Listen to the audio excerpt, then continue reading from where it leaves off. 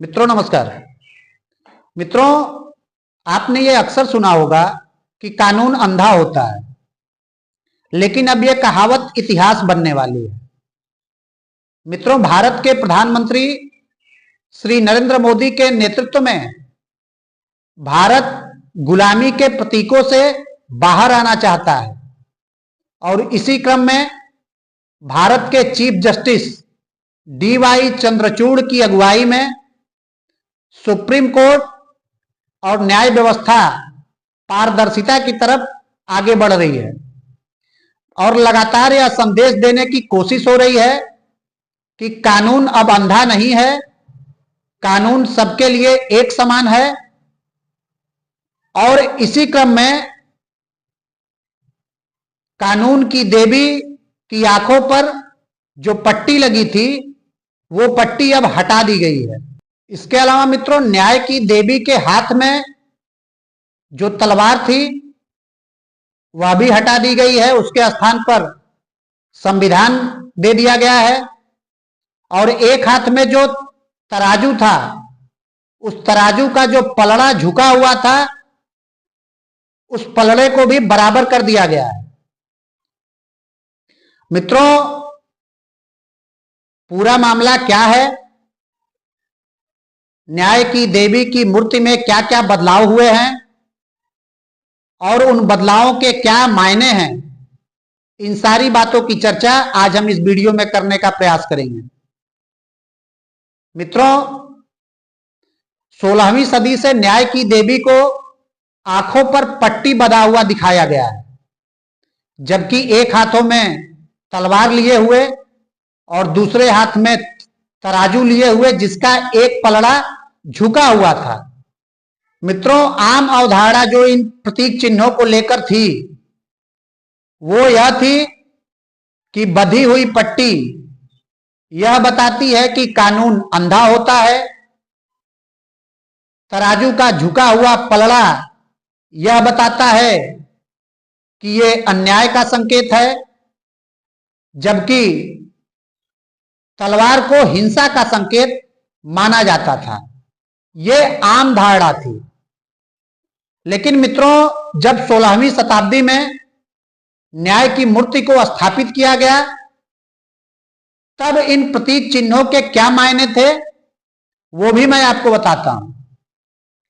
मित्रों, बंधी पट्टी का मतलब निष्पक्षता का प्रतीक था। सोच यह थी कि बंद आंखों से न्याय अपने सम्मुख आने वाले लोगों में पैसे या पावर के आधार पर कोई भेदभाव नहीं करेगा।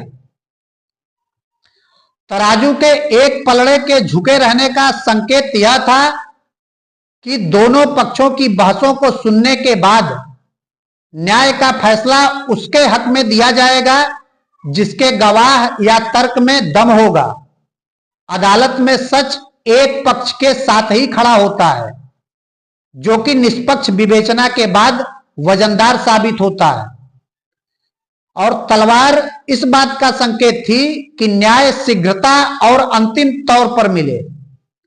तलवार को इस बात का प्रतीक माना गया था कि बिना देरी और उलझन के सही फैसला दिया जाएगा। मित्रों, जाहिर है कि इन प्रतीकों का अगर हम शाब्दिक अर्थ निकालेंगे तो निश्चित रूप से अर्थ का अनर्थ हो जाएगा। मित्रों, न्याय की पुरानी मूर्ति अब इतिहास हो जाएगी। न्याय की नई मूर्ति की क्या क्या विशेषताएं हैं और उनमें जो प्रतीकात्मक बदलाव किए गए हैं उनके मायने क्या हैं, ये भी हम समझते हैं।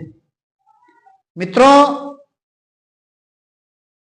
नई प्रतिमा से बराबरी के व्यवहार से संतुलित न्याय का संदेश मिलता है। आंखें खुली हैं जिससे सबको समान रूप से देखने का भाव आता है, या यह भी कह सकते हैं कि कानून अंधा नहीं है। तराजू के बराबर पलड़े इस बात की ओर इंगित करते हैं कि समाज में संतुलन का प्रतिनिधित्व है। इसके अलावा मित्रों, संविधान न्याय की मूर्ति के एक हाथ में संविधान इस बात की ओर इंगित करता है कि संचालन प्रक्रिया का संवैधानिक प्रावधानों के अनुरूप होना। इसके अलावा मित्रों, न्याय की मूर्ति के रंग में भी बदलाव किया गया है। न्याय की मूर्ति अब सफेद रंग की होगी, जो शुचिता या शुभ का प्रतीक मानी जाती है। इसके अलावा मित्रों, दशहरे की छुट्टियों के दौरान सुप्रीम कोर्ट के सामने तिलक मार्ग पर एक बड़ी वीडियो वॉल लगाई गई है, जिसमें हर समय सुप्रीम कोर्ट की जस्टिस क्लॉक चलती रहती है। इससे सुप्रीम कोर्ट में लंबित मुकदमों की रियल टाइमिंग की जानकारी ली जा सकती है। कुल मिलाजुलाकर मित्रों, अगर हम नए संकेतों के अर्थों को समझें तो नए संकेतों के अर्थ करीब करीब पुराने प्रतीकों को ही ध्वनित कर रहे हैं। इसलिए कई पत्रकार और वकील हालिया बदलाव को सांकेतिक ही मान रहे हैं और यह भी कहा जा रहा है कि न्याय की देवी द्वारा इंगित मूल्यों में अगर हम संजीदगी दिखाते तो कहीं ज्यादा बेहतर होता। मित्रों, भारतीय न्याय व्यवस्था को लेकर यह अवधारणा रही है और यह माना जाता है कि यहां न्याय देर से मिलता है और तारीखें अनवरत मिलती रहती हैं। संविधान की प्रस्तावना में जिस सामाजिक, आर्थिक और राजनीतिक न्याय की वकालत की गई है, हम अब तक उसमें विफल क्यों हैं? कानून के सम्मुख सभी के समान होने का निर्देश संविधान देता है, उसे हम अपनी व्यवस्था में लागू क्यों नहीं कर पाए हैं? मित्रों, जब तक हम इन सवालों के जवाब नहीं तलाश लेते, तब तक न्याय की देवी के प्रतीक चिन्हों की सार्थकता हमेशा कटघरे में रहेगी। मित्रों, अगर प्रतीक चिन्हों की हम बात करें तो प्रतीक चिन्ह एक पहचान के रूप में होते हैं और सभी संस्थानों का अपना अलग प्रतीक चिन्ह होता है और प्रतीक चिन्ह उस संस्थान के क्रियाकलापों के बारे में इंगित करते हैं। अन्य देशों में अलग अलग प्रकार की व्यवस्थाएं हैं, लेकिन सबका मूल यही है कि इन प्रतीकात्मक संकेतों के जो अर्थ हैं, उस अर्थों को सही मायने में लोग समझें और पालन करें। मित्रों, भारतीय अदालतें इस मसले पर उम्मीदों पर खरा नहीं उतरती हैं। इसलिए इन संकेतों को अगर सार्थक करना है तो हमें कुछ अतिरिक्त प्रयास भी करने होंगे। वो अतिरिक्त प्रयास क्या है?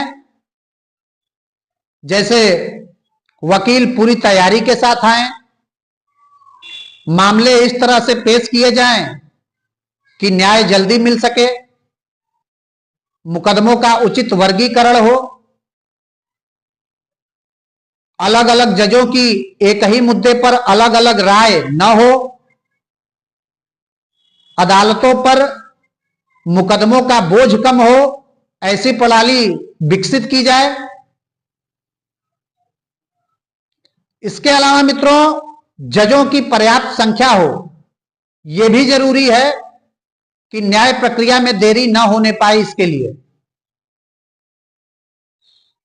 मित्रों, न्याय की मूर्ति के पुराने प्रतीकात्मक संदेश और न्याय की नई मूर्ति के प्रतीकात्मक संदेशों में कोई भिन्नता नहीं है। पुराने प्रतीकात्मक चिन्हों के संदेशों को लोगों ने समझने में गलती की, बधी हुई आंखों को अंधा कानून समझा, तराजू के झुके पड़ले को अन्याय या असमानता समझा और तलवार को हिंसा का पर्याय समझा। लेकिन ऐसा था नहीं। जब 16वीं शताब्दी में न्याय की देवी की मूर्ति हमारे सामने पेश की गई। उस समय उनके क्या मायने थे, मैंने आपको वह भी बताए। और मूर्ति में बदलाव के बाद जो नए प्रतीकात्मक संदेश हैं उनके क्या मायने हैं वो भी मैंने आपको बताए। दोनों में काफी समानता है, इसलिए यह जरूरी हो जाता है कि मूर्ति में भौतिक बदलावों के अलावा हमें अदालतों के कामकाज में तेजी लाने के लिए भी प्रयास करने होंगे। मुकदमों को फास्ट ट्रैक कोर्ट में कैसे पूरा किया जाए जल्दी से जल्दी, इस पे भी चिंता करनी होगी। लेकिन मित्रों, एक कहावत है कि जब जागो तभी सवेरा। प्रधानमंत्री नरेंद्र मोदी के नेतृत्व में अगर हम गुलामी के संकेतों से दूर हो रहे हैं या गुलामी के संकेतों को मिटा रहे हैं तो इस कदम का सहर्ष स्वागत होना चाहिए। और सुप्रीम कोर्ट के चीफ जस्टिस को भी धन्यवाद देना चाहिए। मित्रों, उनके नेतृत्व में भारतीय न्याय व्यवस्था और सुप्रीम कोर्ट पारदर्शिता की तरफ बढ़ रहा है। इसलिए देश के प्रधानमंत्री श्री नरेंद्र मोदी और देश के चीफ जस्टिस DY चंद्रचूड़, इन दोनों को धन्यवाद देते हुए आज की इस वीडियो में इतना ही। मित्रों, मिलते हैं फिर किसी और वीडियो में। तब तक के लिए नमस्कार।